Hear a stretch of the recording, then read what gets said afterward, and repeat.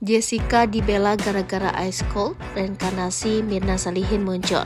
Kasus kematian Mirna Salihin kembali ramai dibahas publik. Pasca 7 tahun berlalu, publik kini justru meragukan Jessica Wongso bersalah. Munculnya reinkarnasi Mirna Salihin menambah heboh perdebatan soal pelaku yang sudah meracuni Mirna dengan sianida hingga tewas.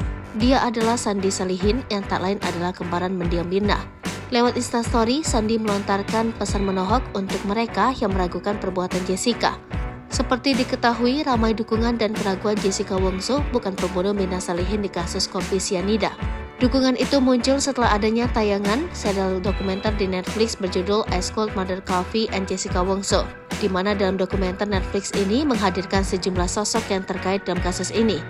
Mulai dari ayah Mirna hingga pengacara Jessica Kumala Wongso. Tak sedikit yang mulai mempertanyakan soal dasar hakim memberikan hukuman 20 tahun ke Jessica Kumala Wongso. Sandi Salihin lantas bersuara. Dalam postingannya yang dikutip dari grid.id, Sandi Salihin pun meminta netizen melihat keseluruhan persidangan dan baru menyimpulkan kasus ini.